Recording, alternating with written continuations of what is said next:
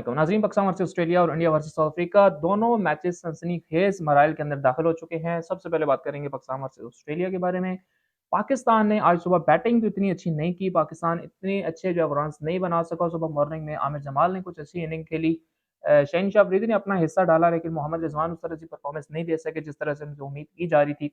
और उसके बाद जब बॉलिंग के ऊपर आया पाकिस्तान, तो वहाँ पे पाकिस्तान ने सबको हैरान किया। पाकिस्तान ने बड़ी अच्छी बॉलिंग परफॉर्मेंस दी।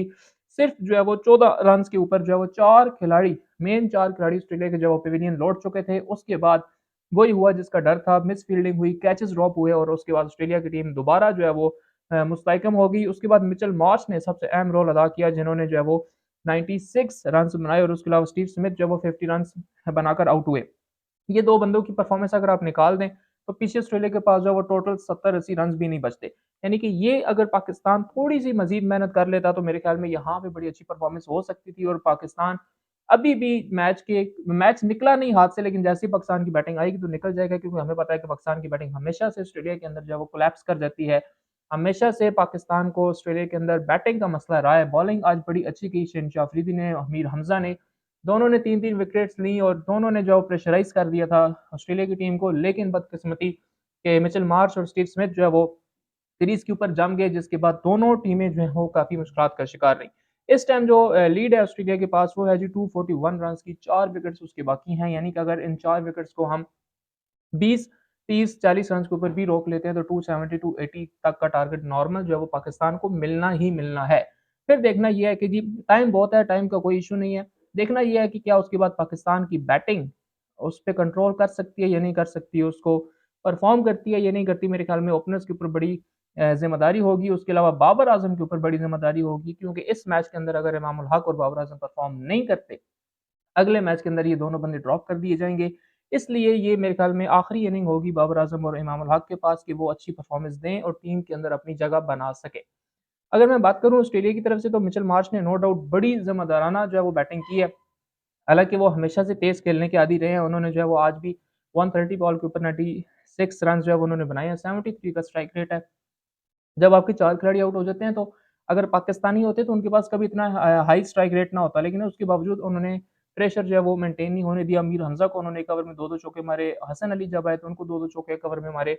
इवन कि उसके अंदर 50 के अंदर-अंदर, हालाँकि 4 आउट थे, लेकिन उसके बावजूद भी उन्होंने जो अपनी इनिंग थी वो बड़ी अच्छी खेली और उसको प्रेशराइज़ नहीं आने दिया। इनके साथ स्टीव स्मिथ ने बड़ी स्लो इनिंग खेली, सिर्फ़ इस वजह से कि एक एंड से विकेट बचाई रखे हम और दूसरे एंड से जो है वो मिचेल मार्श हिटिंग करते रहे।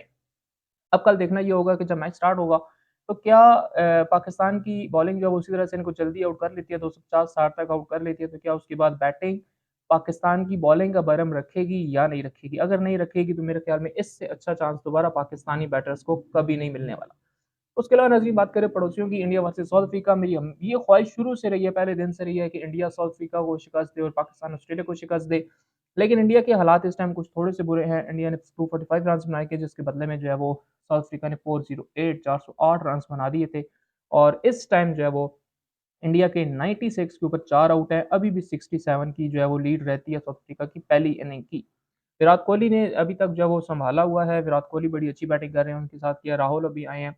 उसके अलावा अगर मैं बात करूँ, तो इंडिया की जो सेकंड इनिंग रही है, वो भी पहली इनिंग की तरह कुछ अच्छी नहीं रही। जिस तरह के जो है रोहित शर्मा जल्दी आउट हो गए थे, इसमें भी वो 0 पे आउट हो गए। जायसवाल जो है वो जल्दी आउट हो गए थे, इस बार उन्होंने 5 रन्स बनाए, उसके अलावा जो है वो शुभमन गिल 26 रन पे आउट हो गए, पिछली बार उन्होंने 1 रन बनाया था और इस तरह जो है वो श्रेयस अय्यर जो है वो भी आउट हो चुके हैं। तो 4 मेन विकेट्स गिर चुकी हैं, केएल राहुल और रोए है विराट कोहली, आखिरी 2 उम्मीदें हैं इंडिया के पास। अब कितनी लीड इंडिया दे सकता है, विराट कोहली और केएल राहुल कितनी ज़िम्मेदारी के साथ बैटिंग करते हैं, ये अब देखना पड़ेगा। अभी तो ऑलमोस्ट इनका जो दिन है वो ख़त्म होने वाला है। लेकिन जो हालात लग रहे हैं इस टाइम, वो इंडिया के पाकिस्तान से भी ज़्यादा मुश्किल लग रहे हैं, क्योंकि पूरी बैटिंग पड़ी है अफ्रीका के पास और यहाँ पे जो है वो इतनी कोई लीड मुझे नज़र नहीं आ रही। बहुत भी हो तो अगर 100-150 की लीड हो भी जाती है, तो वो डेफ़िनिटली अफ्रीका ईज़िली बना सकता है, लेकिन फिर भी देखना ये होगा कि क्या इंडिया कुछ प्रेशराइज़ करता है या विराट कोहली और केएल राहुल जो है वो कुछ बड़ी लीड 200-250 की लीड देने के होते हैं उस काबिल या नहीं होते। तो मेरे ख़्याल में ये मैच बड़ा इंटरेस्टिंग होगा अगर इंडिया जो है वो 200 प्लस की लीड साउथ अफ्रीका को दे देता है। लेकिन पाकिस्तान की लीड क्योंकि ऑलमोस्ट जो है ऑस्ट्रेलिया 241 प्लस दे चुका है। अब दोनों तरफ से जो है वो जो पाकिस्तान की अगर बात करूँ, तो हमेशा से बॉलिंग के लिए जो है वो मशहूर थे। और इनकी बात आ चुकी है बैटिंग के ऊपर। इंडिया जो बैटिंग के लिए मशहूर था, उसकी बात आ चुकी है बॉलिंग के ऊपर। बैटिंग तो कोलैप्स कर चुकी है ऑलमोस्ट दोनों की। बॉलिंग जो है वो अब देखनी पड़ेगी कि इंडिया जो है वो अफ्रीका को अगर लीड देता है, जितनी भी लीड देता है, क्या उसके बाद उसको काबू पर कर पाएगा या नहीं कर पाएगा। और कल ये देखेंगे सुबह हम कि क्या पाकिस्तानी बैटर्स जो है वो उस लीड को जो 240 प्लस हो चुकी है, क्या उसको चेस करने के लिए जाएँगे, क्योंकि ड्रॉ का तो कोई चांस यहाँ पे नहीं है। तो ये मेरे ख्याल में पाकिस्तान और इंडिया दोनों के लिए इस वक़्त एक ऐसी क्रूशियल कंडीशन है कि दोनों जो है वो हैरान है कि हम कहाँ फँस चुके हैं और अब हमारा फ्यूचर जो है वो क्या होगा। तो ये थी नाज़रीन अब तक की अपडेट्स। अगर हमारे चैनल को पर नए हैं तो हमारे चैनल को सब्सक्राइब करें। बहुत जल्द मिलेंगे इंशाल्लाह अपनी अगली वीडियो के साथ। तब तक के लिए अल्लाह हाफ़िज़।